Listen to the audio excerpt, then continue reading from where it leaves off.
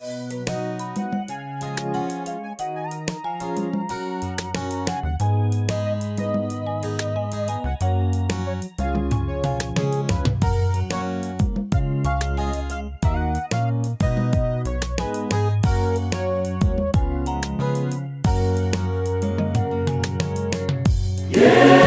n'umwami ukomeye, n'inshuti nziza idahemuka. Yesu n'umwami ukomeye, n'inshuti nziza idahemuka.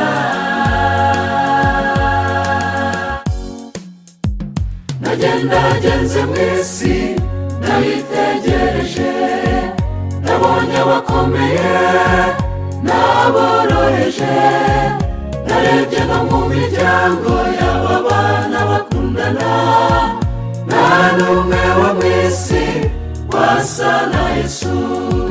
Nagendagenze mw'isi nayitegereje, nabonye abakomeye n'aboroheje, narebye no mu miryango y'aba bana bakundana, nta n'umwe wo mw'isi wasa na Yesu.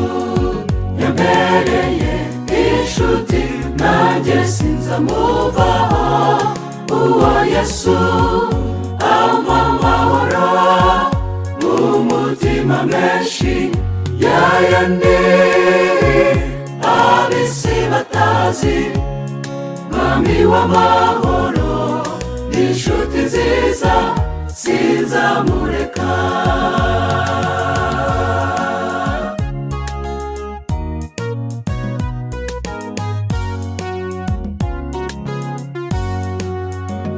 Yesu umwami w'abami niwe uri ku ngoma, ndamuvoma ngehe bajya mumpuriza, akantungira ubugingo bwo mu mwuka nkabyibuha.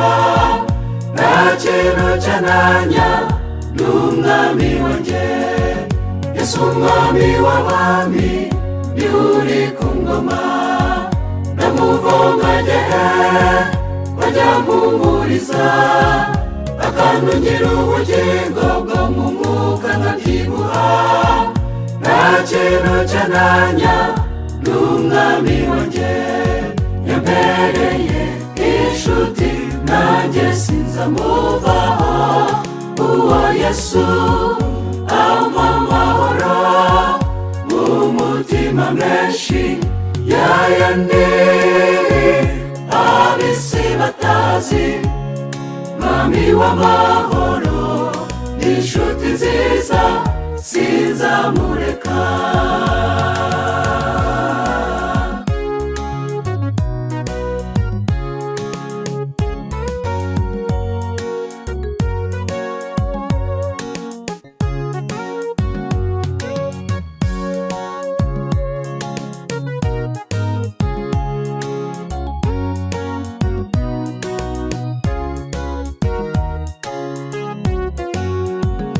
Iyo nshuti mbabwira yambaye nimero Yeremiya 33:3, ngo ningera mu magorwa nzajya nyihamagara, nabaza ndagutabara narabyiyemeje. Iyo nshuti mbabwira yambaye nimero Yeremiya 33:3, ngo ningera mu magorwa nzajya nyihamagara, nabaza ndagutabara narabyiyemeje.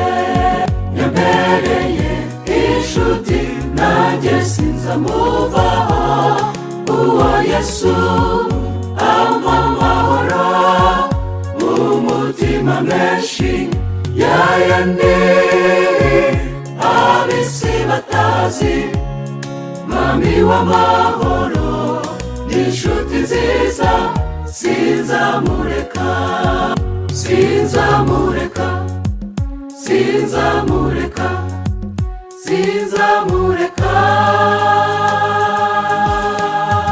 Yambereye yambereye inshuti nanjye sinzamuvaho. Uwo Yesu ampa amahoro mu mutima menshi, yayandi ab'isi batazi. Mwami w'amahoro ni inshuti nziza